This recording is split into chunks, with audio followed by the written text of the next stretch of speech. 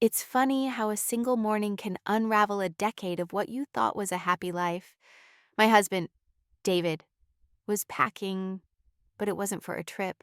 There was a cold, unfamiliar silence in the air, broken only by the sharp, decisive sound of a zipper. I walked into our bedroom, coffee cup in hand, and watched him fold his clothes. His back to me. No explanation. No eye contact. Just frantic packing like a fire was burning in the walls. I reached out to touch his arm, a simple gesture to ask what was wrong, but he flinched away as if my touch was poison. He turned, and in his eyes, there was nothing, no love, no sadness, just the chilling emptiness of a stranger. That's when he told me he was leaving. Before I dive into my story, I'd really appreciate it if you could let me know where you're watching from in the comments, and if you'd consider subscribing to my channel. It would mean the world to me and help me keep sharing more stories like this. Thank you so much for being here. My name is Elena, and for 22 years, my world was a masterpiece of domestic tranquility. It was a life built on a foundation of shared smiles, whispered secrets, and the quiet, comforting rhythm of a long marriage. David and I met in our early 20s, two bright-eyed idealists who believed our love could conquer any challenge. He was a software engineer with a quiet ambition, and I was a graphic designer who found beauty in the simple lines of a logo. We built a life with intention, a cozy house with a picket fence, a small garden where we grew tomatoes and basil, and later, the joyous chaos of a baby girl named Lily. We were a team, a unit. He would talk to me about the intricate code he was writing, and I would share my design concepts. Our nights were a gentle blend of professional passion and personal intimacy. The small details are what I remember most vividly now. The way he'd absentmindedly hum while doing the dishes, the scent of his cologne lingering on my pillow, the comforting weight of his hand in mine as we walked through the park. These memories, once so cherished, now feel like the carefully crafted lies of a ghost. That all ended on a quiet Saturday morning, not with a bang, but with the chilling, deliberate sound of a suitcase zipper. David, my husband, the man I had trusted implicitly, was leaving, not for a business trip, but with a horrifying finality that felt like a physical blow. He moved with a cold, practiced efficiency that was alien to me. Each shirt he folded, each sock he rolled, a deliberate act of erasing himself from our shared life. I stood there, a ghost in my own home, a silent witness to my own demolition. The scent of his familiar cologne, which used to be a comfort, now felt like a taunt, a suffocating reminder of a man I thought I knew. My mind, a frantic, desperate thing, scrambled through the archives of our life, searching for an explanation. Was the man I had loved for so long a stranger all along? The late nights at the office, the hushed phone calls he took in the garage, they weren't just parts of a busy life. Were they? They were the carefully hidden threads of a web he was weaving. A secret life I had been too naive, too trusting to see the past. Once a warm collection of memories, now felt like a minefield of lies. Each happy moment a potential booby trap of deceit. I replayed moments in my head, searching for a sign I had missed, a flicker of dishonesty in his eyes. I remembered a time, maybe a year ago, finding a business card for an offshore banking firm tucked inside his wallet.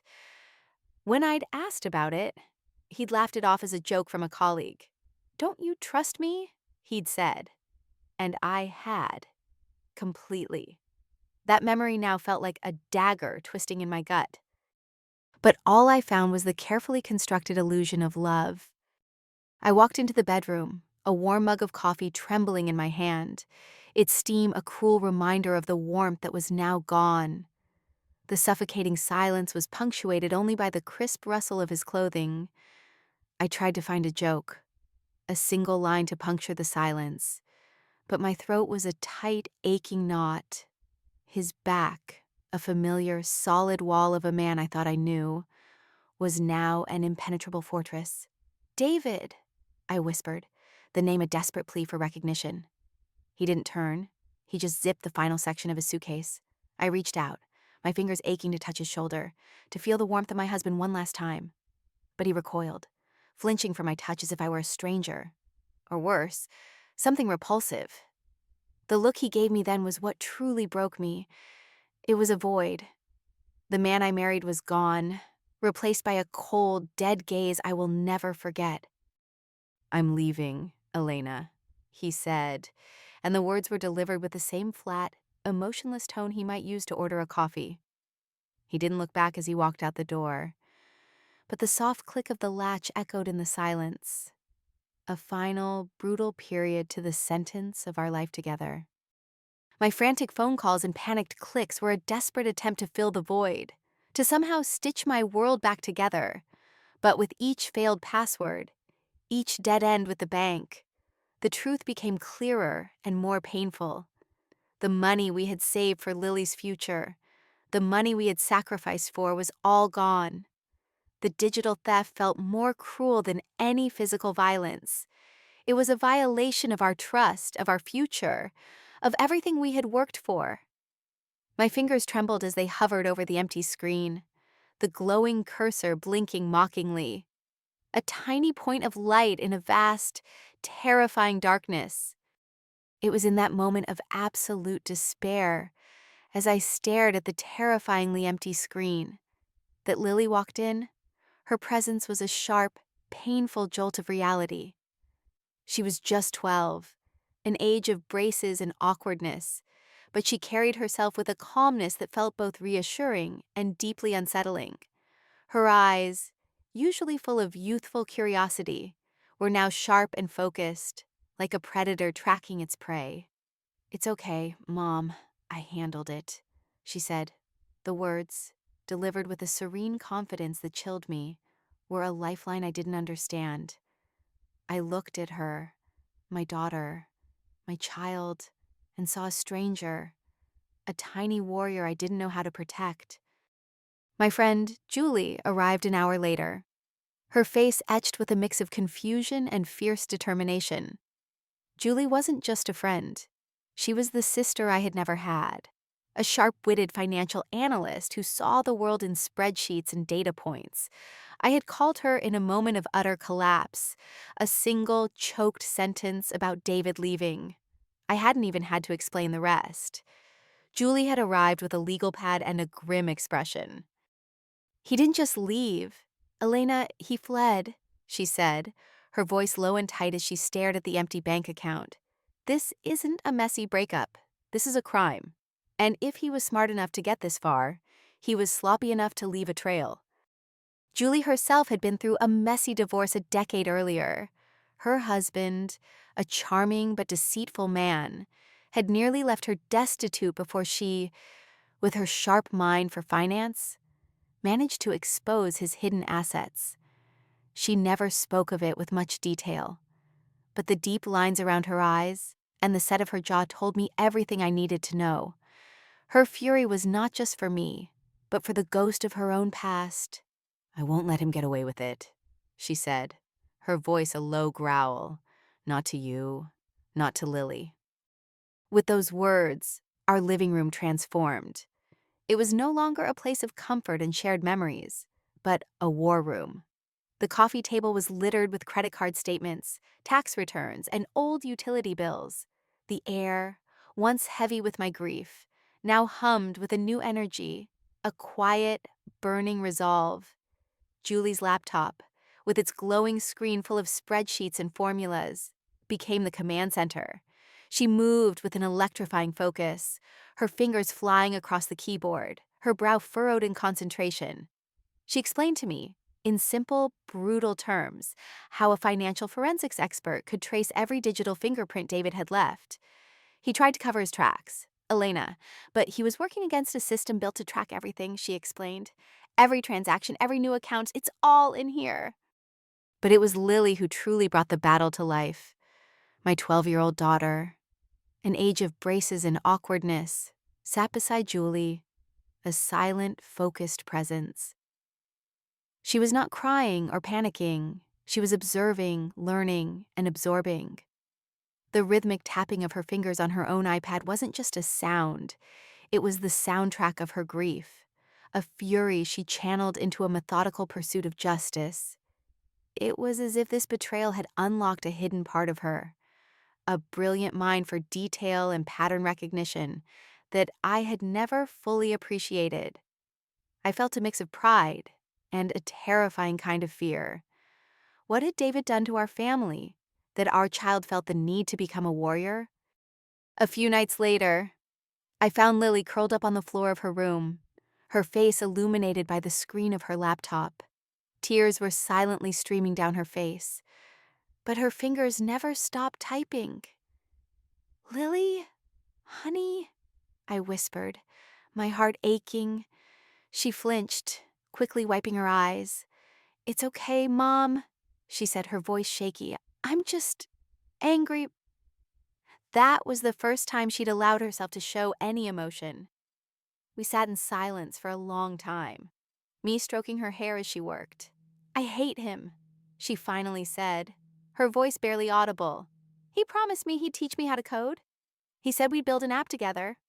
All those late nights in the garage. He was building a different kind of project. He was building his escape. Her pain, so raw and real, was more devastating than my own." Lily didn't wait for permission. She began her own investigation, a digital shadow navigating the dark corners of the internet. One afternoon, I saw her on a video call. She was hunched over her laptop, her face illuminated by the screen's eerie glow. She wasn't talking to a friend about school gossip, but to someone I didn't know. An older woman with a kind face and fierce intelligence. The woman's name was Rebecca, an old colleague of David's from a previous job. Rebecca, it turned out, was a leading expert in cybersecurity and white-collar crime, now working pro bono cases for victims of fraud. "He left a digital fingerprint on everything," Lily said to Rebecca, her voice clear and sure, her tone devoid of the emotion that was still tearing me apart. "Every login, every transfer, every fake document." He was sloppy. I froze in the hallway, not just in awe of her technical skill, but in a profound, terrifying fear. My daughter, my child, was acting with the cold, hard logic of a seasoned cyber sleuth. She wasn't just processing her pain, she was actively dismantling his crime. She was fighting a battle I couldn't comprehend, a war I didn't know how to protect her from. I watched her for a full minute, a silent observer to her silent war. Then I let go. I let go of my own frantic efforts, my desperate, failing attempts to stitch my world back together. I began to watch her, to learn from her.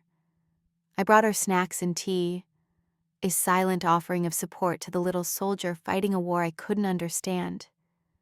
Julie, too, saw the fire in Lily. She started to mentor her, teaching her about the intricacies of financial regulations and the legal loopholes David might have exploited. The two of them, the seasoned financial expert and the prodigy, were an unstoppable team. Their collaboration a beautiful, furious symphony of justice. A few weeks later, Rebecca herself came to visit. She was a woman with a no-nonsense demeanor and a surprisingly gentle smile. "Your daughter is a genius, Elena," she said, as we sat in the living room, now a chaotic mess of legal documents. "She's already found connections in the Cayman Islands that took my team weeks to uncover on other cases. David was a fool to underestimate her." Rebecca explained that David's plan was more complex than we thought. He had laundered the money through shell companies and was trying to start a new life with an accomplice, a younger woman named Chloe who worked in his new firm. "I do this because I was a victim once, too," Rebecca confided, her voice softening. "My ex-husband did the same thing, but there was no one like Lily to help me. I lost everything. I can't let that happen to another family." This shared bond of betrayal made our team a formidable force. The climax of their quiet crusade came on a Tuesday night. I was a hollow shell of a person, staring into the dark of our living room, when David's name flashed on my phone. My heart leapt into my throat, a frantic bird trapped in a cage. I hesitated for a moment, then answered. The first thing I heard was the sound of a woman screaming in the background, a raw, panicked sound that made my blood run cold. Then, David's voice, a panicked, desperate shriek I had never heard before. "Elena, what did you do?" he cried, his voice laced with terror. "My accounts are frozen. My bank is calling me, saying there's an investigation." A triumphant smile, slow and deliberate, spread across my face. I looked at Lily, who was sitting across from me, casually scrolling on her iPad. She looked up, met my eyes, and gave a small, almost imperceptible nod. The silence between us was an entire conversation. I handed her the phone. Lily's voice was calm, almost soothing, a stark contrast to the raw panic coming from the other end of the line.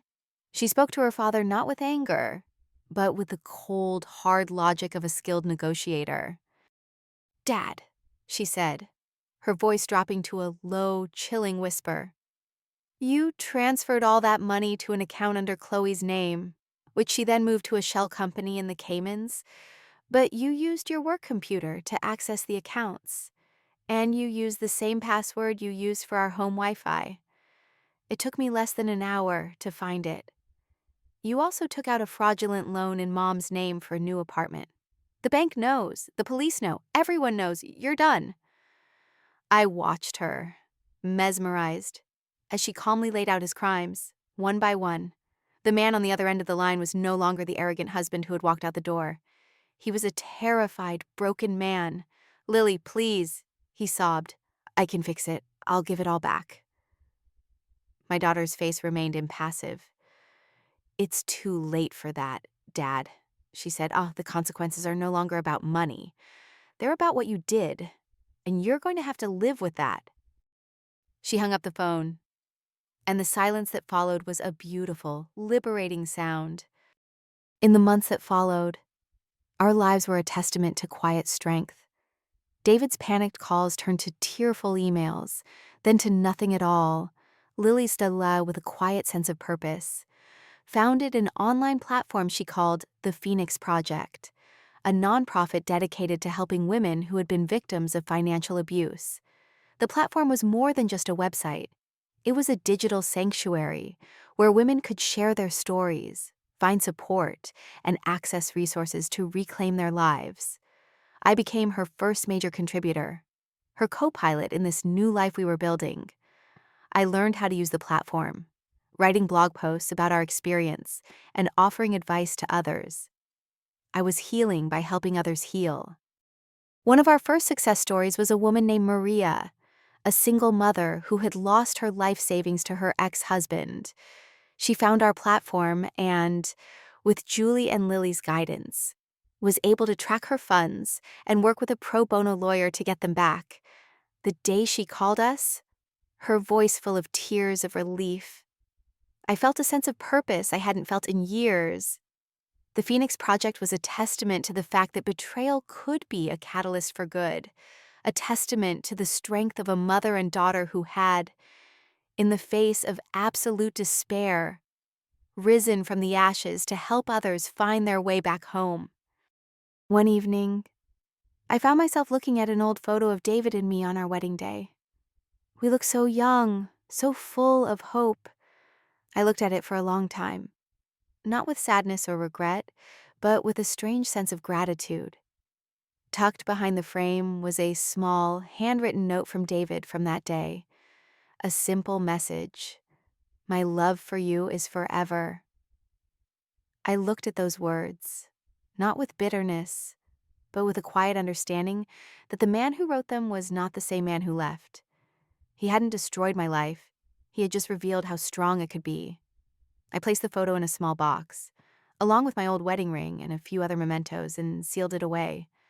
I was no longer a victim. I was a survivor, and my daughter, my brilliant, brave daughter, was a warrior. David's betrayal hadn't broken our family.